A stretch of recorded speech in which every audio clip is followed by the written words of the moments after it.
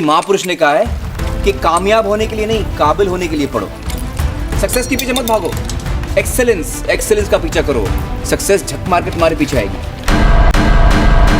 उच्च पदों पर होने वाली भर्तियों के लिए 15 से 16 अक्टूबर को पीईटी 2022 का आयोजन हुआ।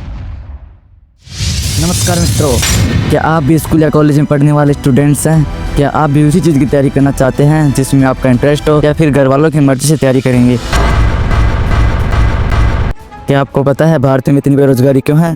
इसका सबसे मेन रीज़न है एजुकेशन ट्रैप। आपको बता दें कि ये एजुकेशन ट्रैप अंग्रेजों द्वारा वर्करों की पूर्ति करने के लिए लागू किया गया था, जो आज भी इंडिया में नहीं बदला जा सका। खैर, हम इसकी बात लास्ट में करेंगे।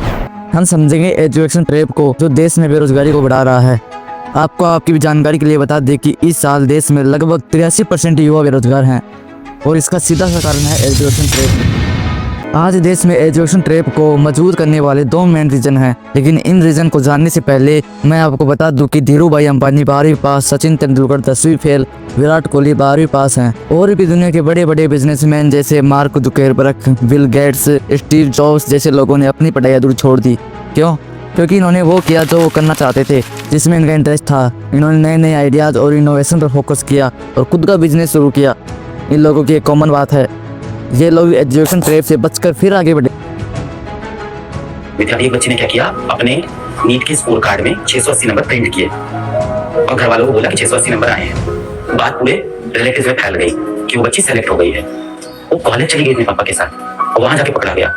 भारत में अधिकतर लोग आत्मनिर्भर नहीं बल्कि नौकर बनना चाहते हैं, और ये बात कड़वी है मगर सच है। ये लोग वो नहीं कर पाते जो करना चाहते हैं। ये एक अलग ही रेस तोड़ते हैं जिसमें इनका कोई इंटरेस्ट नहीं होता। और ऐसा क्यों होता है, इसका उत्तर आपको थोड़ी देर में मिल जाएगा। अब हम बात करते हैं एजुकेशन ट्रैप को मजबूत करने वाले दो कारकों की, जिनमें पहला है पेरेंट्स। ग्रेजुएशन के बाद एक परीक्षा तक नहीं निकाल पाया है और हम अनपढ़ कर रहे हैं। और हम कर तो रहे ना, दिन रात तो लगे हुए बैठे थोड़ी है, और नहीं निकला तो हम क्या करें? एक रमेश नाम का लड़का है, उसके माता पिता उसका एडमिशन एक अच्छी स्कूल में करा कर आ गए। अब माँ बाप सोचते हैं कि मैंने अपना फर्ज पूरा कर दिया। जब रमेश कंपटीशन लाइन में उतरता है तो पेरेंट्स उसे कहते हैं, रमेश इंजीनियर बनो। लेकिन रमेश तो कुछ और ही बनना चाहता था। जब रमेश ने अपने पिता से कहा, मैं बिजनेस करना चाहता हूँ, तो पिता कहते हैं कि ये हमारे बस की नहीं है, तू तो इंजीनियर ही बन।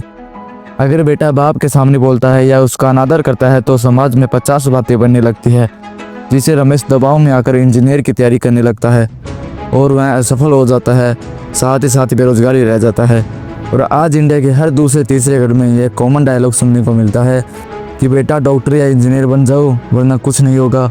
आप पेरेंट्स को कौन समझाए कि जिस फील्ड में आप भेजना चाह रहे हो वहाँ पहले से ही काफ़ी भीड़ है।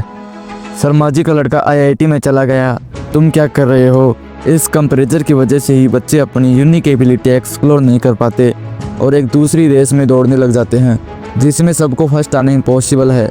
जब बच्चे अपने इंटरेस्ट के अलावा किसी और फील्ड में फोर्सफुली जाते हैं, या तो फेल हो जाते हैं या उन्हें 10-12 हज़ार की नौकरी मिलती है, जिससे वो कभी खुश नहीं होते और सारी ज़िंदगी भर अपने आप को कोसते रहते हैं। पेरेंट्स को बच्चों को उस फील्ड में भेजना चाहिए जिसमें बच्चा इंटरेस्ट हो और वो उसमें जाना चाहता है। मैं ऐसा नहीं कह रहा हूँ कि माँ बाप बुरे हैं। माँ बाप अच्छे हैं, वो बच्चों के बारे में अच्छा ही सोचते हैं, लेकिन वो बच्चों को वो नहीं करने देते जो वो करना चाहते हैं। एजुकेशन ट्रैप के मजबूत होने का दूसरा बड़ा कारण है हमारे एजुकेशन सिस्टम।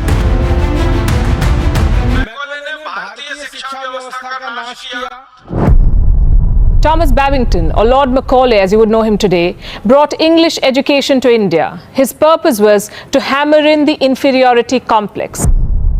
मैकाले को जब 1861 में भारत में शिक्षा व्यवस्था सौंपा गया था, उसने कहा था कि भारतीयों को इस तरह से शिक्षा व्यवस्था दीजिए कि इन्हें एहसास भी न हो कि इन्हें मजदूर बनाया जा रहा है। जब ब्रिटिश हुकूमत हमारे देश में राज कर रहे थे तब उनके सामने दो बड़ी चुनौतियां थी। पहला भारतीयों के साथ वार्तालाप, दूसरा कार्मिक और कलरकों की बहुत जरूरत थी। और तब थॉमस बॉबिंगटन मैकाले ने अंग्रेजी शिक्षा अधिनियम 1835 दिया, जिससे उनके दोनों उद्देश्य पूरे हो गए। पहला, उनको आदमी चाहिए था जो चुपचाप डेस्क पे बैठे और अपना काम करे बिना किसी सवाल जवाब के।